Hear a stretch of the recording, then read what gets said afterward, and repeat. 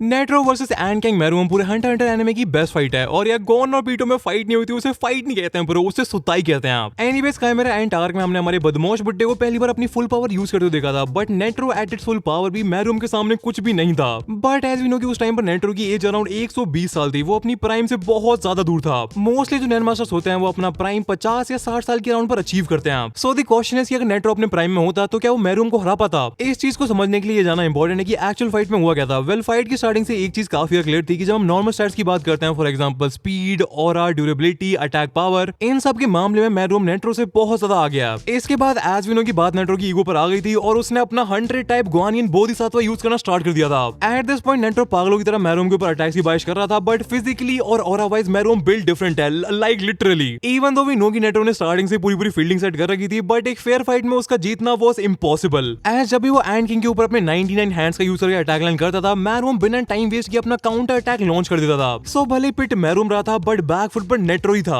और इवेंचुअली मेरुम की गुंगी प्रैक्टिस काम आ जाती है और वो नेट्रो की मूव को पहले से प्रेडिक्ट करके उसी हिसाब से अपने अटैक को लॉन्च करता है, जिसके रिजल्ट में हमारे बदमाश बुड्ढे का एक पैर कट जाता है। इसके बाद नेट्रो एंड हमारे एंड किंग के बीच में काफी ज्यादा भारी कन्वर्सेशन होती है और नेट्रो बहुत ही ज्यादा सीरियस होकर कहता है, मेरी एक टांग नकली है, मैं हॉकी का बहुत बड़ा खिलाड़ी था। एक दिन उदय भाई को मेरी किसी बात पर गुस्सा आ गया तो मेरी हॉकी स्टिक से मेरी टांग के 4 टुकड़े कर दिए। एनीवेज फाइट दोबारा से कंटिन्यू होती है और इस बार मेरुम नेट्रो का एक हाथ ही काट देता है, जिसके बिना नेट्रो अपनी टेक्निक का यूज नहीं कर सकता है। इस पॉइंट पर मेरुम को लगता है कि उसकी जीत हो चुकी है और अब उसको उसका नाम जानने को मिल जाएगा, बट हमारा बदमाश बुड्ढा यहाँ पर बहुत ही ज्यादा बैंगर सी लाइन डिलीवर करता है, जिसे सुन के मेरे को लिटरली गूज बम्स आ गए थे। आरी नो उदे गा ना केरिया इनोरे ने तो देमो इनोरी तो वा कोकोरो no शोसा।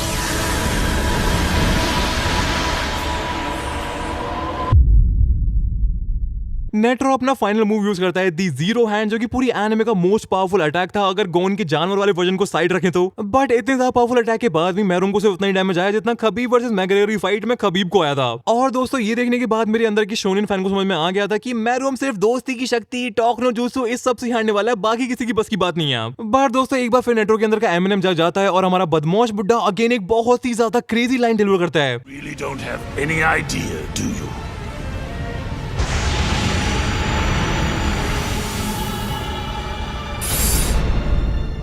You know nothing of the bottomless malice within the human heart. Just then, the king felt true fear for the first time.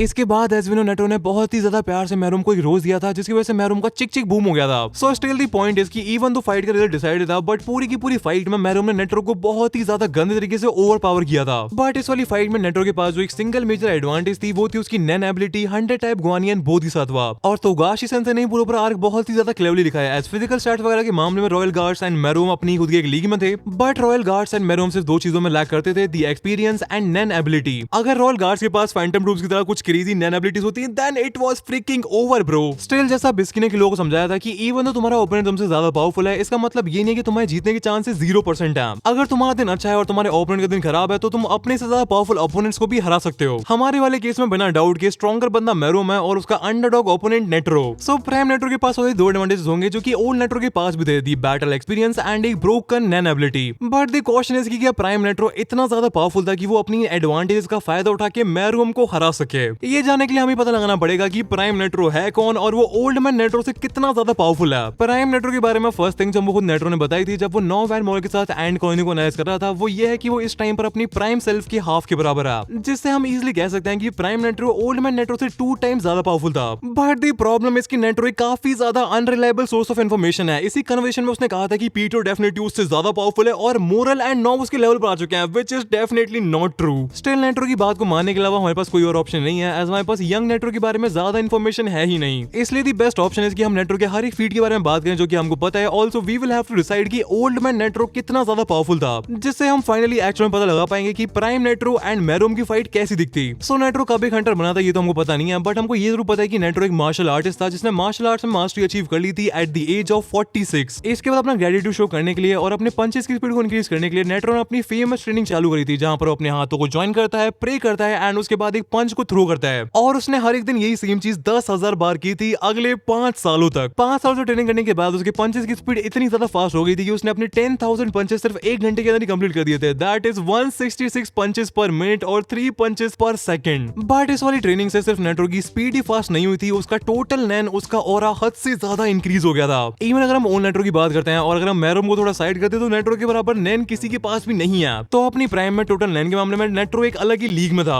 Nitro के पास कितनी ज्यादा नैन है हम इसी चीज से समझ सकते हैं कि अपनी ट्रेनिंग के पहले दिन पर ही नेट्रो ने 18 घंटों के लिए अपनी कैन को एक्टिवेटेड रखा था। अब यहाँ पर नैन, 10, कैन, रेन में कंफ्यूज मत होना। Nen of course life force हो जाते हैं आप। 10 is just the normal aura flowing around you. Ren is the maximum aura जो कि तुम अपने ऑरा नोड से निकाल सकते हो, जिन्हें शोको कहते हैं आप। और इन चारों में सबसे ज्यादा कॉम्प्लिकेटेड चीज होती है कैन। जैसा हमको बिस्की ने बताया था कि कैन को हमेशा डिफेंसेस के लिए यूज किया जाता है। कैन एक्चुअल में 10 एंड रेन के बीच का स्टेट है जहां पर तुम अपनी बॉडी के अराउंड काफी ज्यादा कंसंट्रेटेड नहीं रखते हो, जिसको हमेशा को से बचने के लिए यूज किया जाता है। को हमने बहुत बार यूज होते हुए देख रखा है। एज गोन की जो टेक्निक है जाजा एंड कैन वो इसी पर बेस्ड है। सिंपल वर्ड्स में अगर किसी को गोन की रॉक वाले अटैक से बचना है तो उसको अपनी कैन को एक्टिवेट करना पड़ेगा, वरना it's game over. I hope कि तुमको समझ में आ गया होगा कि नैन, कैन, रेन, 10 के बीच में डिफरेंस क्या है और कैन इतनी ज्यादा कॉम्प्लिकेटेड क्यों है। सो अब जो मैं कहने वाला हूँ उससे तुमको समझ में आ जाएगा कि इवन ट्रेनिंग से पहले भी नेट्रो का लेवल क्या था। काइमेरा एंड आर्क में गोन एंड किलोआ की पूरी ट्रेनिंग ही कैन के अराउंड रिवॉल्व करती है। बेसिकली ने गोन एंड किलोआ के सामने कंडीशन रखी थी कि वो नकल एंड शूट से तब तक फाइट नहीं करेंगे जब तक वो कॉन्स्टेंटली 3 घंटों के लिए अपनी कैन को मेंटेन नहीं रख पाते हैं। और being the generation talent gone and Killua are still ये चीज अचीव करने में उन्हें 1 महीने का टाइम लग जाता है। बट नेट्रो ने अपनी ट्रेनिंग के पहले दिन पर ही 18 घंटों तक लगातार कैन का यूज किया था। नेट्रो का नेक्स्ट फीट जो कि बहुत ही ज्यादा अमेजिंग है वो रिलेटेड है डार्क कॉन्टिनेंट से। वेल एज यू नो कि डार्क कॉन्टिनेंट में सर्वाइव कर पाना कितना ज्यादा डिफिकल्ट है। डार्क कॉन्टिनेंट में लिटरली काइमेरा एंड से ज्यादा पावरफुल क्रिएचर्स रहते हैं। आज तक ह्यूमन हिस्ट्री में डार्क कॉन्टिनेंट की सिर्फ 5 सक्सेसफुल एक्सपीडिशंस हुई हैं जब लोग डार्क कॉन्टिनेंट से जिंदा बच के वापस आए हैं, जिनमें से एक का पार्ट नेट्रो था। बट नेट्रो एक बार जिग्जोल्डे के साथ भी अनऑफिशियली डार्क कॉन्टिनेंट गया था। बट इंपॉर्टेंट चीज ये है कि दोनों बार वो जिंदा लौट के आया है बिना एक भी स्क्रैच के।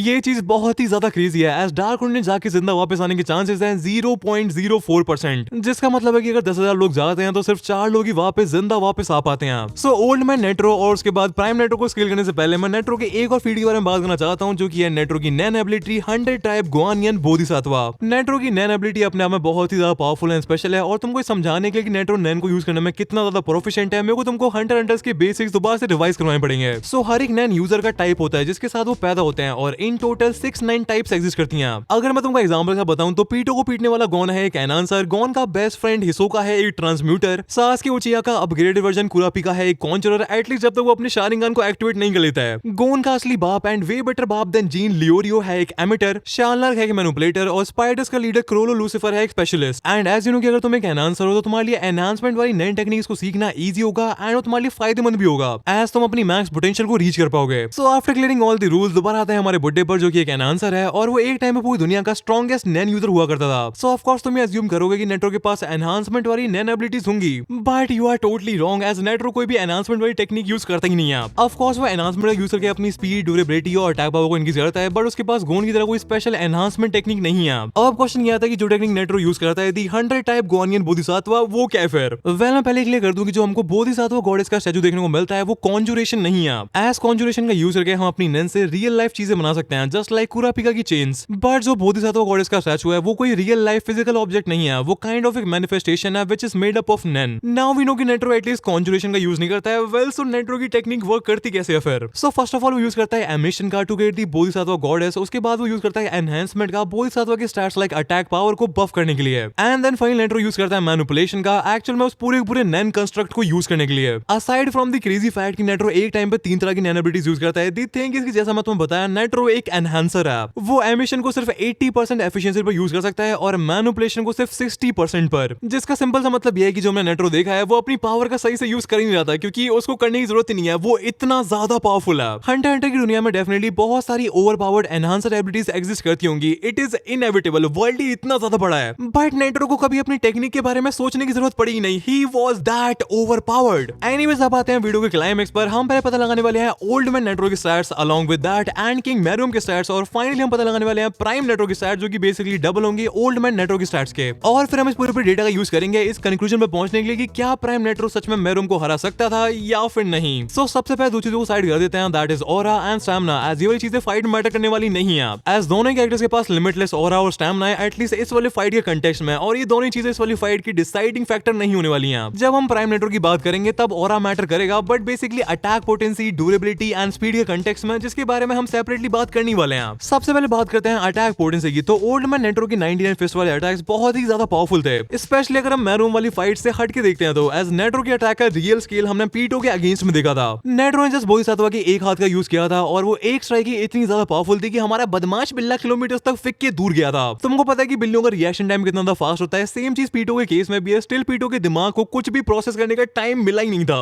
और अगर मैं तुमको रिमाइंड करा दूं कि नेट्रो ने वो अटैक सिर्फ बोधिसत्व के एक हैंड का यूज करके किया था और वो एक टाइम पर 99 हैंड्स का यूज कर सकता है। सो प्रोफेशनल पावर स्किलर्स की लैंग्वेज में नेट्रो के 99 हैंड्स वाले अटैक स्किल करते हैं लार्ज टाउन लेवल तक। बेसिकली नेट्रो अपने इस वाले अटैक का यूज करके एक लार्ज टाउन को फ्लैट कर सकता है। बट नेट्रो का सबसे ज्यादा पावरफुल अटैक है उसका जीरो हैंड। जो रोज वाला एटम बॉम्ब उसने फोड़ा था वो उसका अटैक नहीं है, और वैसे भी प्राइम नेट्रो के पास वो बॉम्ब नहीं होगा। पूरी की पूरी एनिमे में हमने जो सबसे ज्यादा पावरफुल एंड डिस्ट्रक्टिव अटैक देखा है वो जीरो हैंड ही है, अगेन रोज वाले बॉम्ब को इंक्लूड ना करके, एज वो किसी सिंगल बंदे का अटैक नहीं है बल्कि ह्यूमैनिटी की ग्रैंड मस्ती है। वेल हम आगे मैरोम की ड्यूरेबिलिटी की बात करेंगे, but let me be very clear, Nitro के पास सिर्फ एक ही तरीका है कोट अनकोट मैरोम को हराने का, वो है the zero hand. Zero hand Netero का फाइनल अटैक है जिसमें वो अपना पूरा का पूरा ऑरा कॉन्सेंट्रेट करके एक एनर्जी ब्लास्ट एमिट करता है, और ये काफी ज्यादा क्लियर है कि वो एक एमिशन टेक्निक है। यहाँ पर आ जाता है कहानी में twist. Well as I told you कि नेट्रो के पास सिर्फ एक ही विन कंडीशन है मैरोम के अगेंस्ट में, जो कि है उसका जीरो हैंड। बट वो विन कंडीशन एक्चुअली में विन कंडीशन है ही नहीं, वो है एक draw condition. God Selina arc में जब विंग भैया हमको नैन के बेसिक सिखा रहे थे तब हमको क्लियर कर दिया गया था कि जब एक बंदे की बॉडी में से पूरा पूरा ऑरा निकल जाता है तब बंदा ऑन स्पॉट मारा जाता है। इसीलिए डैडी इसोका गॉन एंड किलो को 200 फ्लोर पर आने नहीं दे रहे थे, एज 200 फ्लोर पर हर कोई नैन को यूज करता है, और अगर कोई नॉन नैन यूजर 200 फ्लोर पर फाइट करता है तो उसके लॉम में लगना कंफर्म है, एज उसका ओपोनेंट फोर्सफुली उसके ऑरा नोड्स को खोल देगा and without the knowledge of Nen उस नॉन नैन यूजर का सारा ऑरा उसकी बॉडी में से निकल जाएगा, resulting in the death of that person. Nitro के केस में इवन दो उसका जीरो हैंड बहुत ही ज्यादा फैंसी एंड बहुत ही ज्यादा पावरफुल है, बट ओवरऑल वो इसी सेम प्रिंसिपल पर बेस्ड है। इसलिए जीरो हैंड को यूज करने के बाद नेट्रो इतना ज्यादा डेंजरस लग रहा था, एज वो ऑलरेडी अपनी जिंदगी को एक बार सैक्रिफाइस कर चुका था और वो दोबारा अपनी जिंदगी को सैक्रिफाइस करने जा रहा था, और ऑल्सो कंप्लीटली अपना नैन लूज करने की वजह से उसकी बॉडी बहुत ही ज्यादा रैपिडली एज कर गई थी। सो इतना एस्टैब्लिश करने के बाद कि नेट्रो भले ही किसी भी हालत में हो, वो अपने प्राइम में हो, अपने बुढ़ापे में हो या फिर अपने बचपन में क्यों ना हो, वो मैरोम से जीत तो नहीं सकता है। बट द क्वेश्चन इज कि क्या प्राइम नेट्रो का जीरो हैंड इतना ज्यादा पावरफुल हो सकता है कि वो उसके साथ साथ मैरोम को भी ले डूबे? वेल एक्चुअली ये पता लगाना काफी ज्यादा आसान है, एज हमको क्लियरली पता है कि मैरोम को निपटाने के लिए कितनी ज्यादा डिस्ट्रक्टिव पावर चाहिए, बेयर मिनिमम पुअर मैन्स रोज के बराबर। एनिमे के अंदर मे भी तुमको फील ना आया हो, बट पुअर मैन्स रोज बहुत ही ज्यादा हद से ज्यादा खतरनाक न्यूक्लियर वेपन था। एग्जैक्टली पुअर मैन्स रोज का एक्सप्लोजन यील्ड कितना था ये निकालने के लिए हमको मेहनत करने की जरूरत नहीं है, एज हमारे जैसे एनिमे नर्ड्स बहुत टाइम से सीन में एग्जिस्ट करते हुए आ रहे हैं। फैन वर्स की वेबसाइट पर तुमको इसकी एग्जैक्ट कैलकुलेशन मिल जाएगी, जिसके अंदर उन्होंने maths, physics, biology, physical elements सब कुछ लगा दिया है। But in short poor man's rose का यील्ड है 200 मेगाटन से लेके 1000 मेगाटन के बीच में। अगर हम मीडियन पकड़ लेते हैं let's say 400 megaton, so poor man's rose हो जाता है सार बॉम्ब जो कि रियल लाइफ में ह्यूमन क्रिएटेड सबसे पावरफुल न्यूक है। रोज वाला बॉम्ब इससे ज्यादा नहीं, बस 8 गुना ज्यादा पावरफुल हो जाएगा। और जो नागासाकी पर एटम बॉम्ब गिराया गया था, दी फैट मैन जिसने ना जाने कितने लोगों की जान ली थी, पुअर मैन्स रोज उससे 19,000 गुना ज्यादा पावरफुल है। सो अब जब हमें पुअर मैन्स रोज की पावर और भैंस की आंख मैरोम की ड्यूरेबिलिटी के बारे में पता चल चुका है, क्या हम ये कह सकते हैं कि प्राइम नेट्रो का जीरो हैंड जो कि ओल्ड मैन नेट्रो के जीरो हैंड से 2 गुना ज्यादा पावरफुल है, क्या उससे मैरोम मारा जाता? बुड्ढे नेट्रो की जीरो हैंड से मैरोम को बिल्कुल माइनर इंजरीज आई थी, इससे ज्यादा बुरा हाल तो मेरा रिजल्ट वाले दिन हो जाता है। लेट्स से कि इस डैमेज को डबल कर देते हैं तो उसे थोड़ी सी ज्यादा चोट लग जाती, दैट्स इट। वेल एक बार बचपन में मैं 2 दिन ट्यूशन नहीं गया था, उसके बाद तीसरे दिन मैंने मना कर दिया था ट्यूशन जाने से। सो उस दिन जो मेरा हाल हुआ था, मैरोम उसके क्लोज पहुंच जाता और कुछ नहीं। एट दिस पॉइंट हमको ड्यूरेबिलिटी और स्पीड के बारे में बात करने की जरूरत है ही नहीं। ड्यूरेबिलिटी के मामले में मैरोम सच में बहुत ही ज्यादा गंदा मॉक करता है, और नेट्रो की ड्यूरेबिलिटी डबल होने से भी कुछ नहीं होने वाला है, उसके हाथ पे स्टिल कटिंग है। एज पूरी की पूरी फाइट में मैरोम was not even trying, लॉन्डे को बस अपना नाम जानना था, that's it यार। मैरोम ट्राई भी नहीं कर रहा था नेट्रो को मारने का, एज उस पॉइंट तक मैरोम को दिल चेंज हो चुका था। अगर स्पीड की बात करें तो फर्स्ट ऑफ ऑल नेट्रो के बोधिसत्व स्ट्राइक्स की स्पीड ऑलरेडी मैरोम से ज्यादा थी, और ये अज्यूम करना कि उसके प्राइम में उसके इन मूव्स की स्पीड भी डबल हो जाएगी, ये अपने आप में थोड़ा सा फार फेच्ड है। बट अगर हम ये मान भी लेते हैं तब भी इससे चीजें चेंज नहीं होती हैं, because Meruem was Mahoraga before Mahoraga was the daddy of Sukuna. Meruem ने नेट्रो की एबिलिटी को काउंटर करा था अपनी अडेप्टेबिलिटी की वजह से। वो नेट्रो के अटैक्स के पैटर्न को प्रेडिक्ट करके अपने मूवमेंट को चेंज कर रहा था, जो पावर उसे मिली थी गुंगी की वजह से। सो भले नेट्रो मैरोम में कितने भी रैपिड क्यों ना बदले, एट सम पॉइंट मैरोम की प्रेडिक्शन सही होगी, वो नेट्रो के अटैक्स में माइन्यूट से लूपहोल्स ढूंढ ही लेगा, और फिर वही होगा जो कि एक्चुअल फाइट में हुआ था, नेट्रो का हाथ या फिर पैर कट जाएगा। इस कंपैरिजन से तुम प्लीज ये कंक्लूजन मत निकाल लेना कि कहीं से भी नेट्रो वीक था। He was the old man in the game where people die young, वो कहीं से भी हल्का बंदा नहीं है। इसलिए मैं तुमको इतनी ज्यादा डिटेल में नेट्रो के सारे फीट्स बताए हैं, बट इस टाइम पर नेट्रो का कंपैरिजन ही अलग चीजों से हो रहा है। एक तरफ है काइमेरा एंट्स का किंग, दी डेस्टिन्ड वन, एक ऐसा क्रिएचर जो कि पैदा हुआ है रूल करने के लिए, और दूसरी तरफ है ह्यूमन हार्ट्स के अंदर का मैलिस। मेरे को इसलिए हंटर हंटर की स्टोरी इतनी ज्यादा ब्यूटीफुल लगती है। एज ए शोनेन मांगा होने के बाद भी it is not isolated from the real world. वो पूरा पुअर मैन रोज वाला एंगल इतना ज्यादा सेंस बनाता है एज हंटर हंटर के वर्ल्ड में और हमारी दुनिया में भी ह्यूमन से ज्यादा इविल एंटिटीज एग्जिस्ट नहीं करती हैं। इंसानों और इंसानियत को सबसे ज्यादा खतरा दूसरे इंसानों से ही है। वेल एनीवेज नेटवर्क तो मैरून से जीत नहीं सकता है, बट एनीवेज हम लोग इन टेक ओलिगार्क्स और एआई स्लोप से जीत सकते हैं bye promoting the real creators जो कि अपने काम को लेके पैशनेट हैं। चॉइस तुम्हारी है कि तुम रियल क्रिएटर्स को सपोर्ट करना चाहते हो या फिर नहीं। एज अगर हम इस चीज को फॉर ग्रांटेड लेंगे तो हम एक ऐसे एरा में एंटर कर जाएंगे जहां पर किसी भी इंफॉर्मेशन के ऊपर बिलीव करना इम्पॉसिबल हो जाएगा। एआई कैमरा एंड से कम नहीं है, वो बहुत ही ज्यादा स्पीड से ह्यूमंस की ब्रेन, उनकी क्रिएटिविटी को खाती जा रही है। आई एम सीइंग कि सारे क्रिएटर्स सेम टॉपिक्स पर वीडियो बना रहे हैं, सेम बातें कर रहे हैं, किसी के ओरिजिनल थॉट्स बचे ही नहीं है। और मैं उन चैनल्स के ऊपर तो बात करना चाहता हूं जो कि कंप्लीटली एआई पर बेस्ड हैं। अगर कोई ऐसे चैनल्स को देख रहा है तो या तो वो बच्चे हैं जो कि अपने आप में बहुत ही ज्यादा कंसर्निंग है या फिर उनके दिमाग में कुछ दिक्कत है। बट एनीवेज इसलिए अगर तुम चाहते हो कि मेरे जैसे क्रिएटर्स अपना काम करते रहे तो प्लीज दोस्तों वीडियो को लाइक कर देना एंड चैनल को सब्सक्राइब कर देना। मैं मिलूंगा तुमसे नेक्स्ट वाली वीडियो में, तब तक के लिए cultured gang, love you all, peace out. Let's take it back a few good years to when the world was ending. Let's take it back to me and you.